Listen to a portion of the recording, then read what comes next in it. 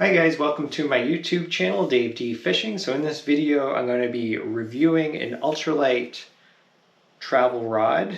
Going to Washington State this upcoming summer, and for you fishermen out there, you're watching this, you always want to, if you're a fanatic, you want to be toting around a rod with you at all times because you never know what opportunities might show themselves.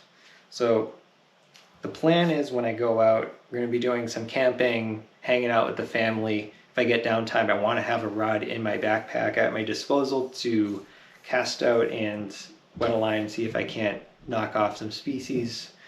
I'm probably never going to go over there again, sadly, but had to find something to bring with me. So some requirements for the rod, my perspective rod at the time, were to be able to collapse under 16 inches when it's fully down and in my backpack or whatever. And most of the rods that I did find online, they collapse down to between 20 and 23 inches, which isn't ideal. And I planned on getting my son one as well. He's 10 years old, small body, smaller backpack, and I didn't want it poking out of the backpack. Then also I wanted something fairly decently priced, so most of the travel rods seem to start around 50 bucks for the most part, the most common ones I found online. And after a week of searching, I found this beautiful rod, and this is the NGT Profiler Travelmaster rod. This is a 6-foot version. They come up to 12-foot versions. And there's some different sizes in between. This is advertised as a carbon blank. So this right here was $28, and I think you'd be hard pressed to find something cheaper and higher quality than this. It's rated up to 30 grams, so 10 to 30 grams, so it's up to an ounce, I believe, or a little tiny bit over an ounce. So this thing collapses down, obviously at 6 foot, into 6 pieces. It's about a foot a piece. And this will have no problem going into your backpack.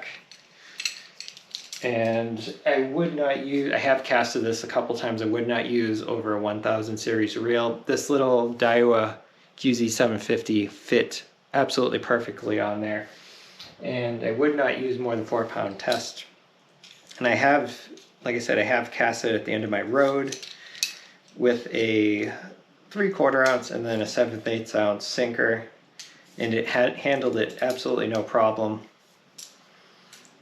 And it did not feel flimsy. Some of those travel rods out there, they feel cheap. I have a couple $50 ones that I'm not a fan of, so that's why I looked for something else. So this rod, once it's put together properly, by what I mean properly is actually seated together, it's not turning very easily. There's no play in them. Make sure they're pushed down properly, and that's with any rod.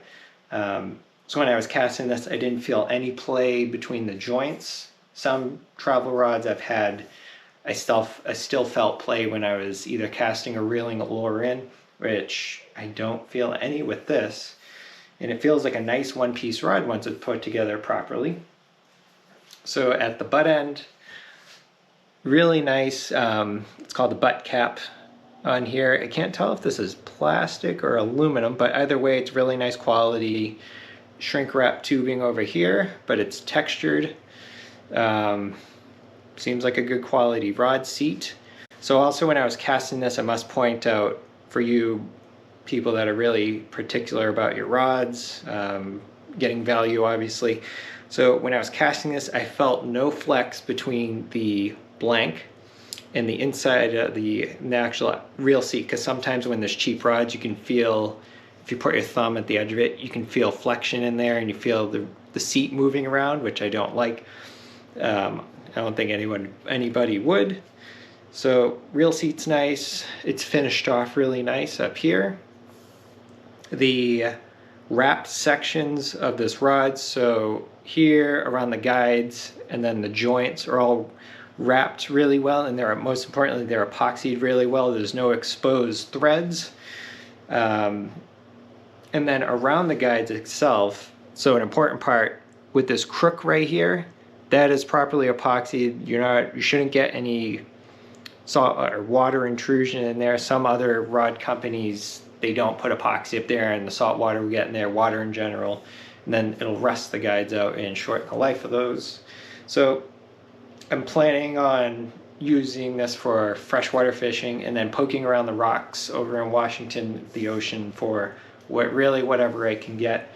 And with the weight I was casting on this and how aggressively I was reeling it, I have no doubt in my mind it can handle up to a 2-pound fish or even bigger if you play the fish right and you set your drag right.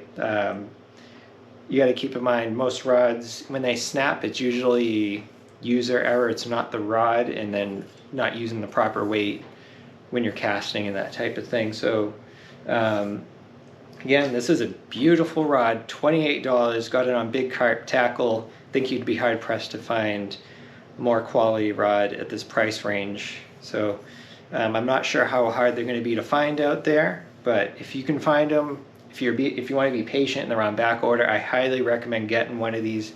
It's a good rod to keep in the car, bring with you camping, that type of thing. I have no problem. So alright guys, so if you like this video, please give a like and subscribe. If you have any questions about this rod, please ask. I'd be more than happy to answer them for you. I'll put a link in the description below for the Big Carp Tackle site where I got this. Again, use 1000 series reel or smaller, 4-pound test. I tried the 6-pound test and it felt a little funky.